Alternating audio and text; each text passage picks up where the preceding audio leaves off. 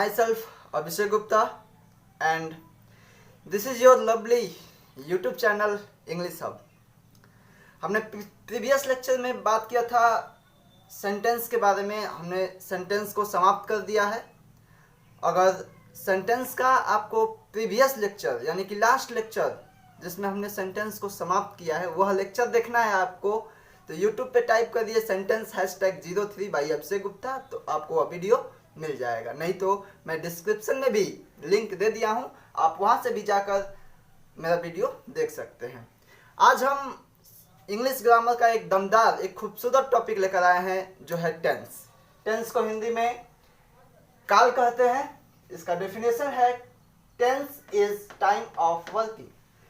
Tense is time of working यानी कि tense is मतलब है टाइम ऑफ वर्किंग, यानी कि कार्य का जो समय है, कार्य का जो समय है वही क्या है, टेंस है, वही क्या है, काल है। यानी कि कार्य का जो समय है उसे ही हम काल कहते हैं। There are 3 types of tenses. Tense के 3 टाइप्स हैं, हम जानते हैं। पहला है प्रेजेंट टेंस जिसे हिंदी में वर्तमान काल कहते हैं। दूसरा है पास्ट टेंस जिसे हिंदी में भूतकाल कहते हैं। और तीसरा है फ्यूचर टेंस जिसे हिंदी में हम भविष्य काल कहते हैं। ठीक है, प्रेजेंट टेंस अब डिस्कस करेंगे हम। प्रेजेंट टेंस, प्रेजेंट टेंस क्या है भाई?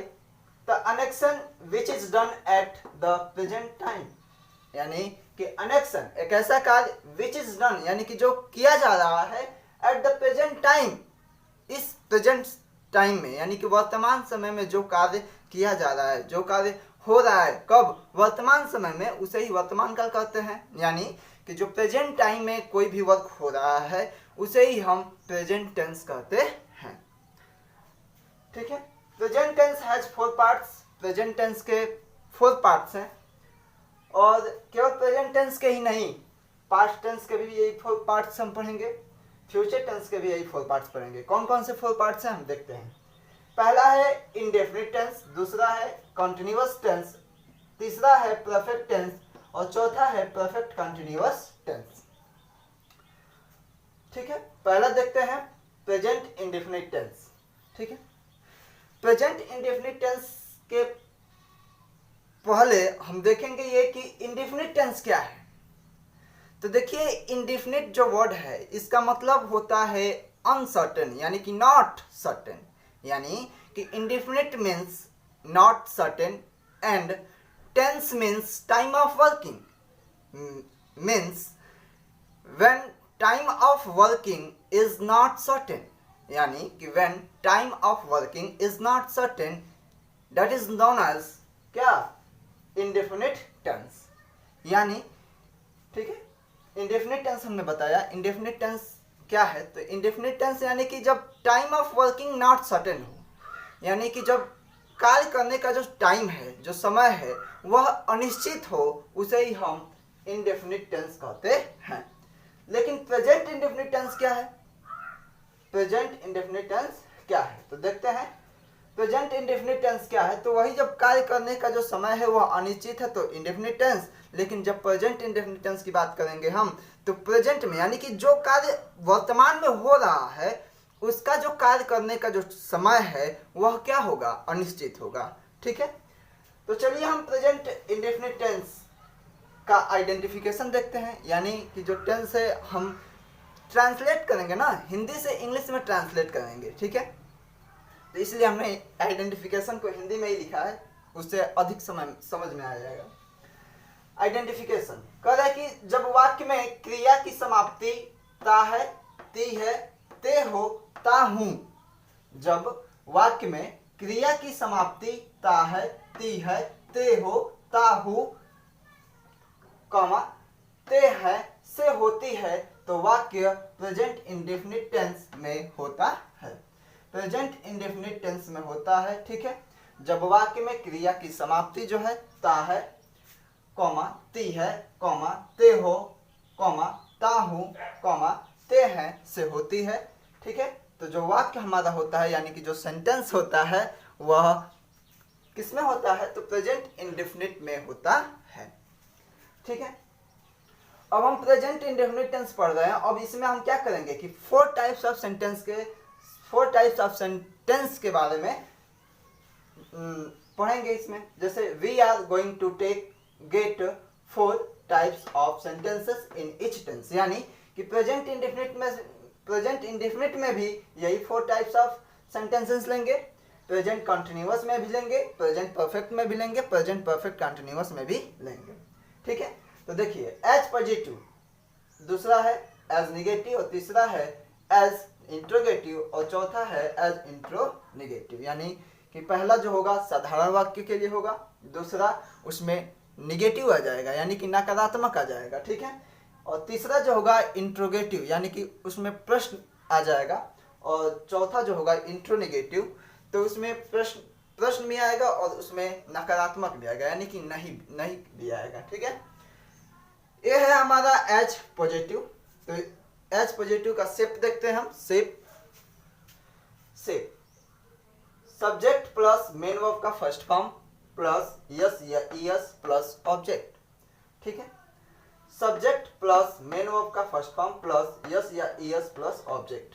ठीक है, अब सब्जेक्ट क्या है, तो सब्जेक्ट जानने के लिए हमारा सेंटेंस का वीडियो देखना जरूरी है। हमने पढ़ा है उसमें कि there are 2 parts of sentence, पहला सब्जेक्ट और दूसरा प्रेडिकेट, तो वही सब्जेक्ट है यहाँ पे। ठीक है, subject is the main part of sentence, हमने उसमें बताया है।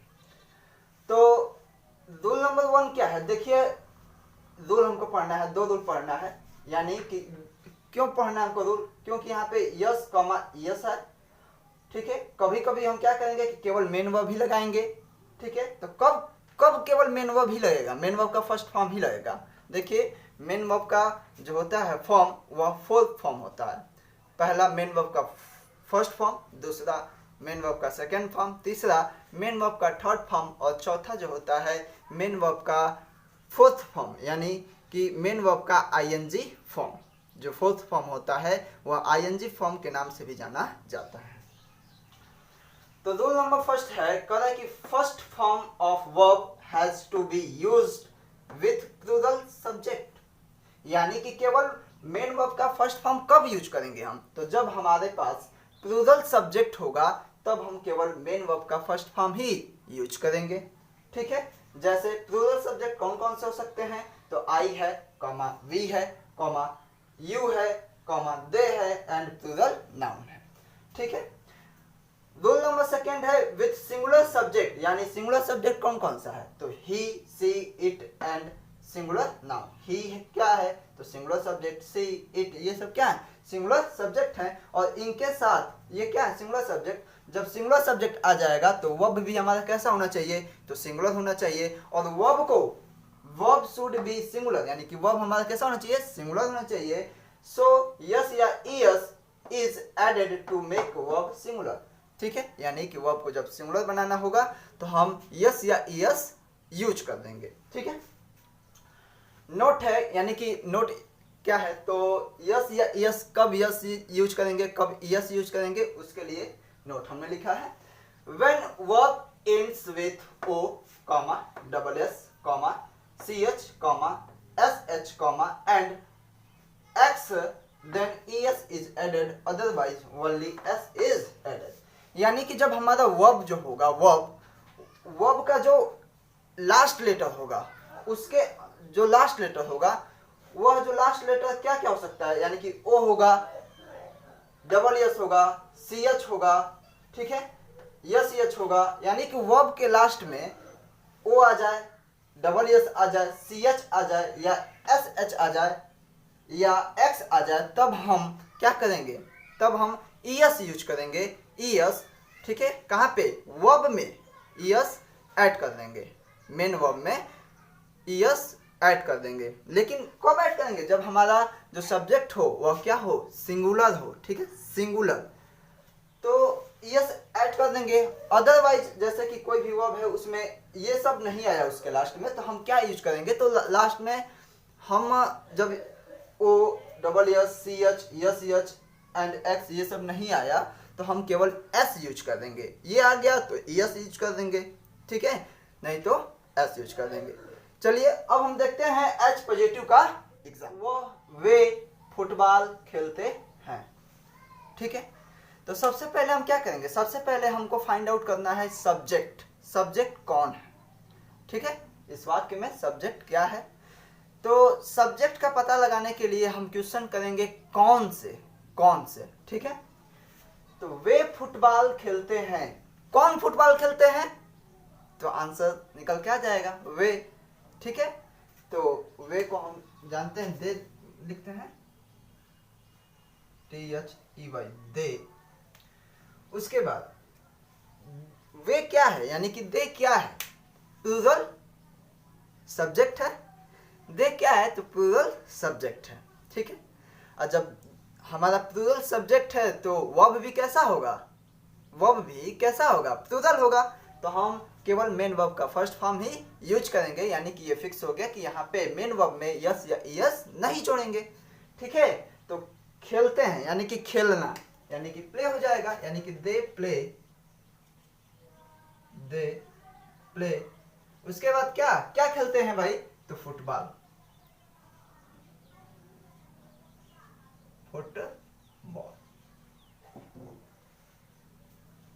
ठीक है, दूसरा एग्जाम्पल, वह मुझे शाम को पढ़ाते हैं। ठीक है, तो यहाँ पे भी कौन से क्वेश्चन करेंगे तो हमको सब्जेक्ट मिल जाएगा। कौन मुझे शाम को पढ़ाते हैं, तो वह। ठीक है, तो यानी कि वह यानी कि ही हो जाएगा।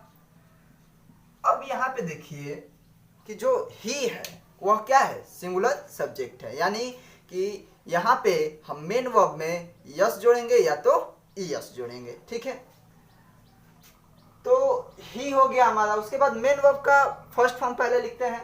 तो पढ़ाना क्या है, मेन वर्ब, यानी कि एक बात समझिए, जिसके अंत में ना आए, जैसे पढ़ाना, खेलना, कूदना, खाना, पीना, सोना, रोना, ये सब क्या है, मेन वर्ब है। ठीक है, तो पढ़ाना यानी कि पढ़ाते, यानी कि क्या हो जाएगा, इसका मेन वर्ब यही है, तो इसका हो जाएगा टीच, TEACH। अब यहाँ पे देखिए लास्ट में क्या आया है, तो CH आया है। अभी हमने बताया है कि जिस वर्ब के लास्ट में CH, SSS, SH, O या X आ जाए तो वहां पे हम लास्ट में ES जोड़ देते हैं। तो यहाँ पे क्या ऐड कर देंगे, ES। ठीक है, यानी कि ही टीचेस, और किसे पढ़ाते हैं भाई, तो मी, यानी कि मुझे। ही टीचेस मी, कब पढ़ाते हैं, तो शाम को पढ़ाते हैं, तो इन द इवनिंग।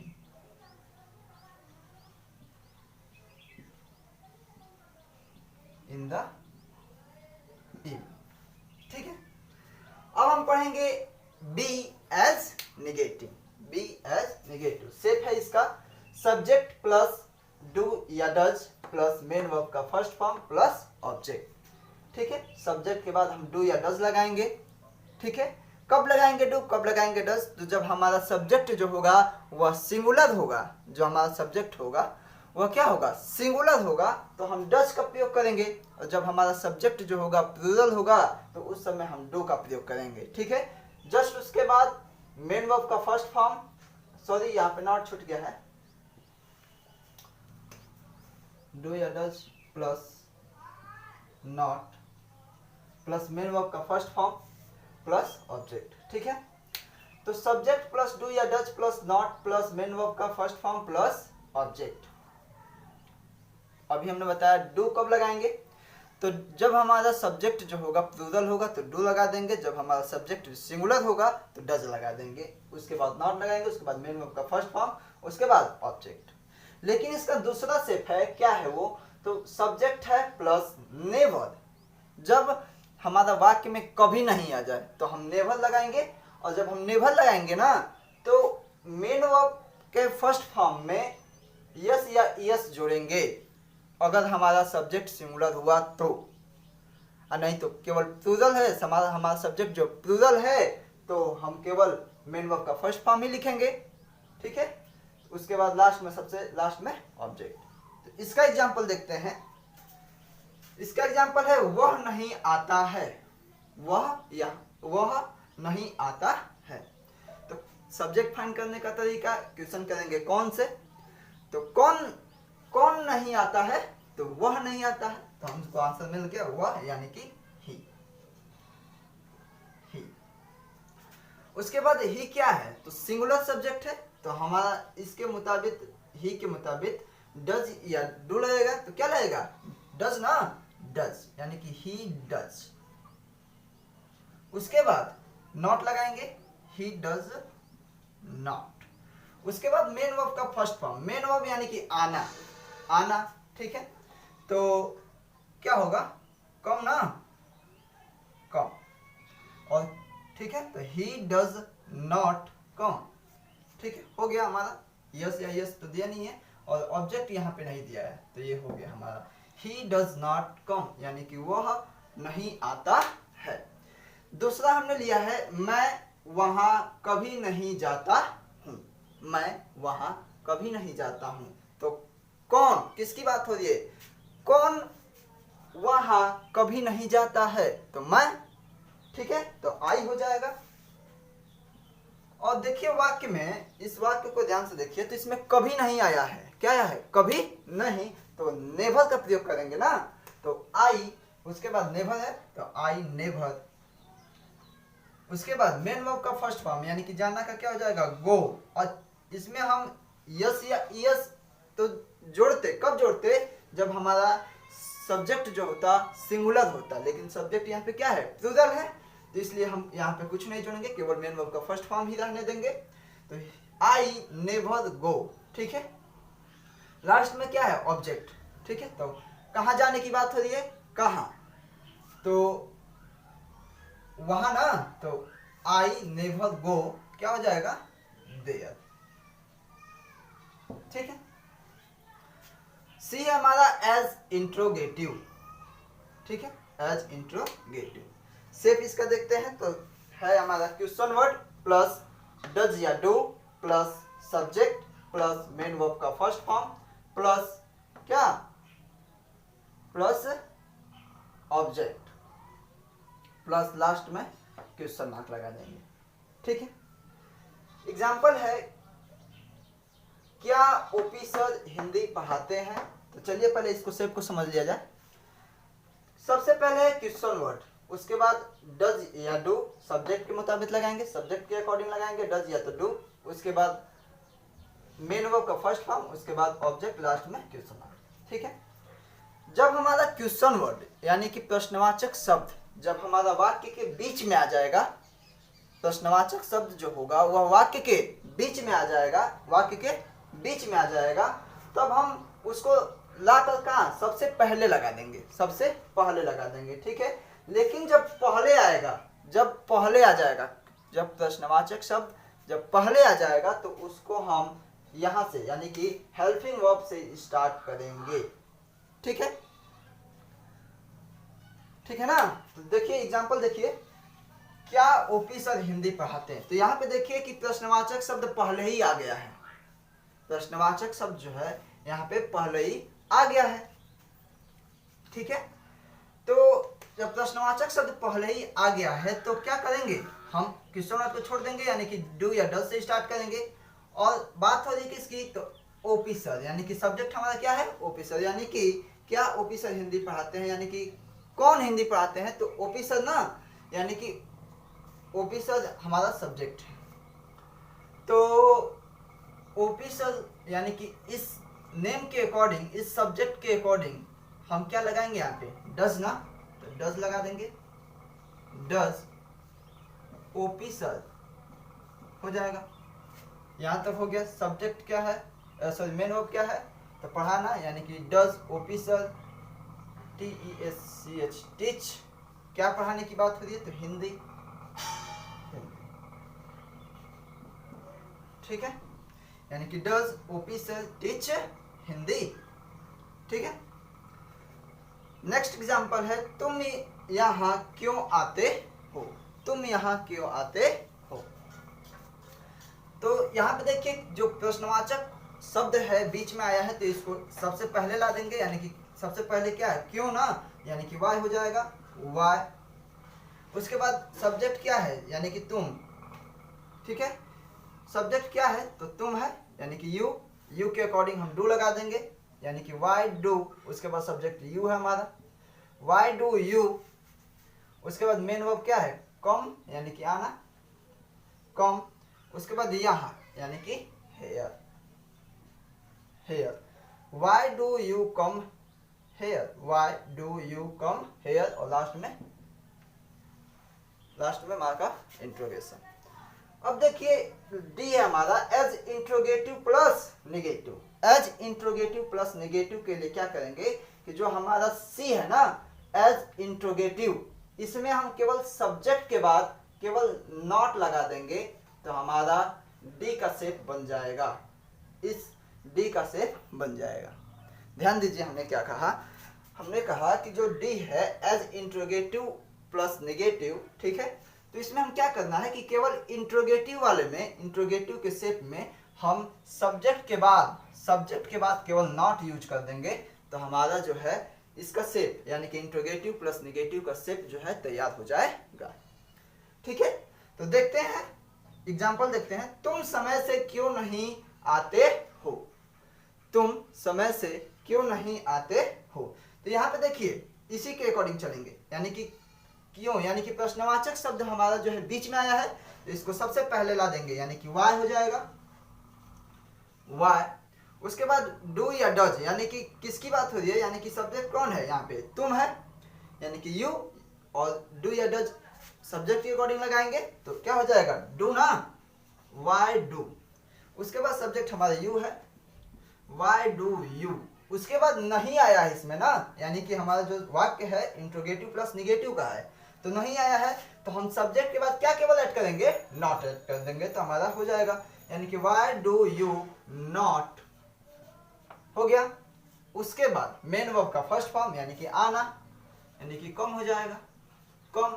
उसके बाद क्या ऑब्जेक्ट है ना, तो तुम समय से क्यों नहीं आते हो, तो Y do you not come क्या, टाइमली।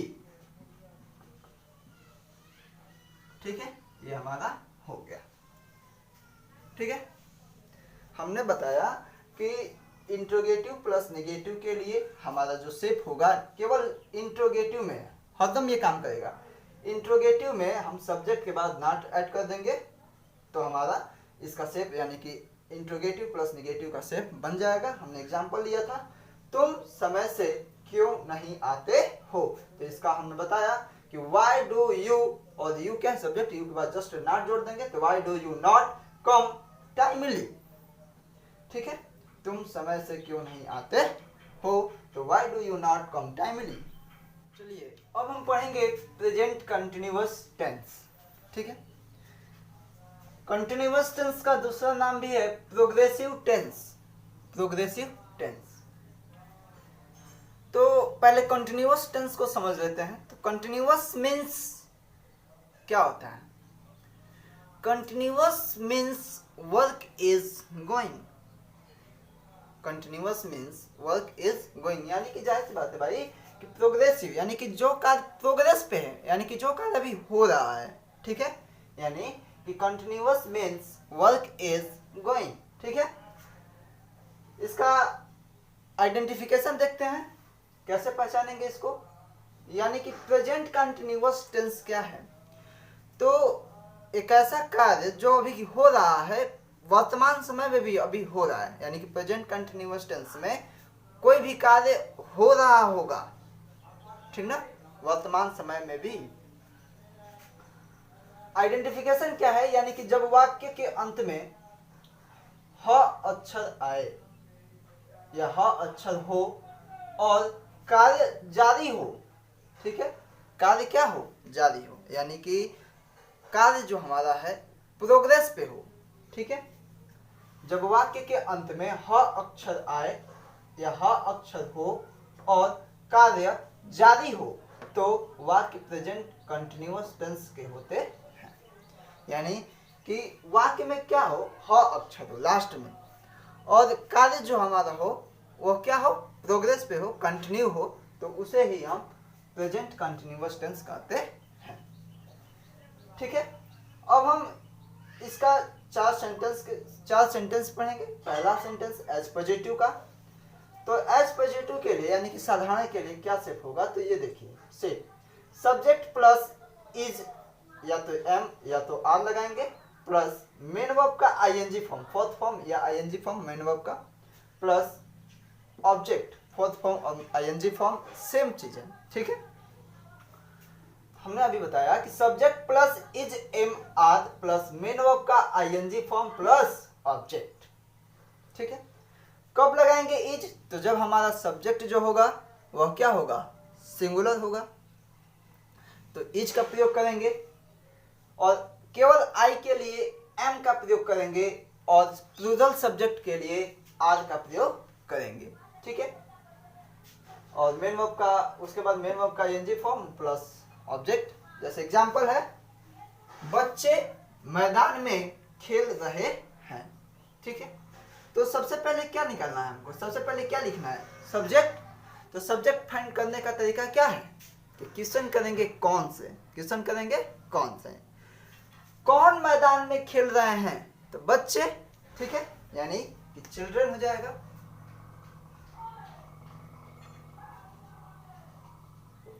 चिल्ड्रन, ठीक है। उसके बाद चिल्ड्रन यानी कि बच्चे, बच्चे तो एक नहीं है, कई सारे बच्चे होंगे, तो प्लूरल सब्जेक्ट है तो हम लगाएंगे आर, यानी कि चिल्ड्रन आर क्या। उसके बाद मेन वर्ब का आईएनजी फॉर्म, और मेन वर्ब क्या है? तो खेलना, और खेलना का इंग्लिश होता है प्ले, और उसी का आईएनजी फॉर्म लगा देंगे, यानी कि प्लेइंग हो जाएगा, PLAYING, प्लेइंग, यानी कि चिल्ड्रन आर प्लेइंग। उसके बाद कहाँ पे खेल रहे हैं भाई? तो मैदान में, यानी कि children are playing in the field, in the field. ये हो गया।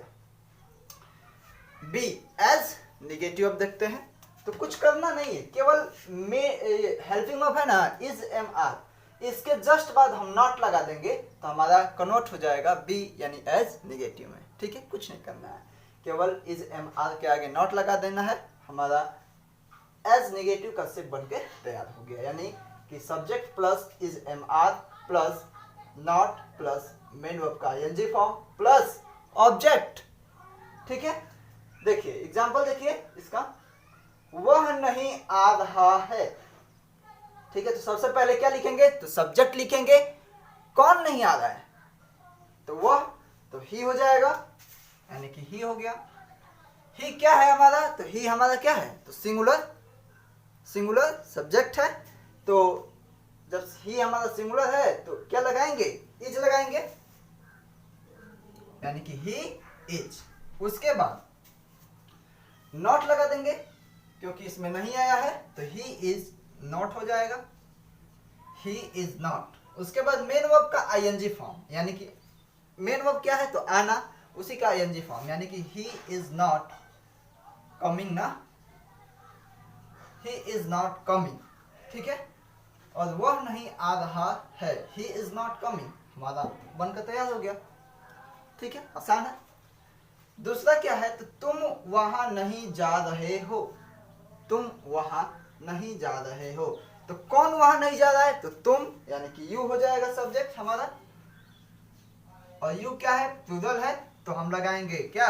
आर ना, यू आर। उसके बाद लगा देना है नॉट, यानी कि नॉट हो जाएगा, यानी कि यू आर नॉट। उसके बाद मेन वर्ब का आईएनजी फॉर्म, मेन वर्ब का आईएनजी फॉर्म, तो वो तुम वहां नहीं जा रहे हो, जाना का क्या होता है? गो, तो गो का हम आईएनजी लगा देंगे, यानी कि गो आईएनजी, गोइंग हो जाएगा, यू आर नॉट गोइंग, कहा? तो देयर ना, you are not going there, वहां की बात हो रही है, तो देयर हो जाएगा, ठीक है। सी अब देखेंगे एज इंट्रोगेटिव, एज इंट्रोगेटिव, तो शेप में क्या है? तो सबसे पहले क्वेश्चन वर्ड, यानी कि जब हमारा प्रश्नवाचक शब्द जब हमारा वाक्य के बीच में होगा तो उसको सामने लाकर रख देंगे, यानी कि सबसे पहले लाकर रख देंगे, ठीक है। तो सबसे पहले लाकर रख देंगे तो क्वेश्चन वर्ड हो जाएगा, उसके बाद प्लस इज एम आर, उसके बाद सब्जेक्ट, उसके बाद मेन वर्ब का आईएनजी फॉर्म प्लस ऑब्जेक्ट, और लास्ट में मार्क ऑफ इंट्रोगेशन, यानी कि क्वेश्चन मार्क, ठीक है। एग्जांपल है, तुम यहाँ क्यों खड़े हो? तो सबसे पहले हम देखेंगे क्वेश्चन वर्ड। क्वेश्चन वर्ड क्या है? क्यों है। और क्वेश्चन वर्ड जो है, यानी कि जो प्रश्नवाचक शब्द है वह वाक्य के बीच में आया है तो उसको पहले लाएंगे। तो चलिए, वाक्य के बीच में आया तो इसको पहले लाएंगे, यानी कि y हो जाएगा y। उसके बाद इज एम आर, तो सब्जेक्ट क्या है हमारा, तुम, यानी कि यू। तो यू के अकॉर्डिंग हम क्या लगाएंगे यहाँ पे, आर, यानी कि y आर। उसके बाद सब्जेक्ट हमारा यू है। उसके बाद मेन वर्ब का आईएनजी फॉर्म। तो मेन वर्ब क्या है, खड़ा होना। तो यहाँ पे हो जाएगा स्टैंड, स्टैंड, और आईएनजी जोड़ देंगे तो स्टैंडिंग हो जाएगा, यानी कि वाई आर यू स्टैंडिंग। और यहाँ ना तो हेयर, लास्ट में question mark, why are you standing here, और लास्ट में क्वेश्चन मार्क। ठीक है, अब देखिए डी, ठीक है, एज इंट्रोगेटिव प्लस नेगेटिव।